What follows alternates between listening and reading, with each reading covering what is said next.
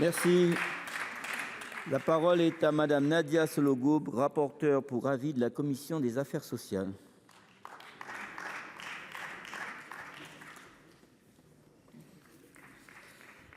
Monsieur le président, mesdames les ministres, monsieur le rapporteur général, mes chers collègues, le programme 177 constitue le cœur de la politique de lutte contre le sans-abrisme.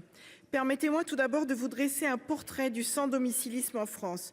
Depuis 2012, le nombre de sans-domicile est passé de 133 000 à 300 000 personnes et leur profil évolue à mesure que la crise du logement s'installe. Ce sont aujourd'hui des femmes, des enfants, des familles précarisées qui sont à la rue. La part des enfants dans la population hébergée est ainsi passée de 22% à 35% en 10 ans.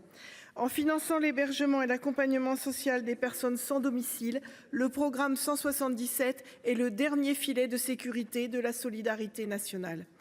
Dans le projet de loi de finances pour 2025, les crédits de ce programme sont pérennisés à hauteur de 2,9 milliards d'euros. Cet effort budgétaire est à saluer.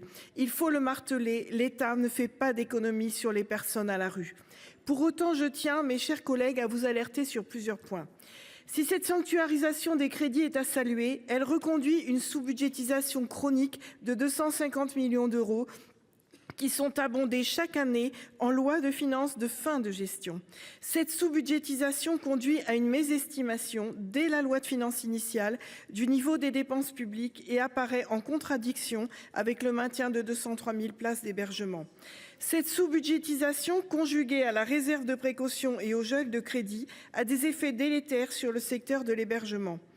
40% des subventions sont versées en novembre et décembre, les associations devant avancer sur leur trésorerie les frais et étant souvent remboursées de façon incomplète. Si la situation perdure, 50% d'entre elles pourraient disparaître d'ici fin 2025. C'est une bombe sociale qui pourrait exploser. Cette sous-budgétisation est également inefficiente en matière de dépenses publiques. Les places achetées à la dernière minute sont plus onéreuses que celles planifiées. Nous pourrions donc faire mieux avec autant en corrigeant cette sous-budgétisation. Enfin, je m'inquiète qu'aucune ligne budgétaire dédiée à l'hébergement des déplacés ukrainiens ne soit prévue, alors que 37 000 d'entre eux bénéficient de ce programme. Cette absence crée une incertitude pour tous les acteurs de terrain, au point que certaines préfectures ont menacé les Ukrainiens d'expulsion faute de financement. En cohérence, la commission des affaires sociales a déposé 2 amendements au titre de son avis budgétaire sur le programme 177. Un amendement de 250 millions d'euros visant à corriger cette sous-budgétisation chronique du programme au nom de la sincérité budgétaire et de l'efficience du pilotage du parc, et un amendement de 30 millions d'euros visant à budgétiser les moyens dont ont besoin les organismes gestionnaires pour héberger les déplacés ukrainiens.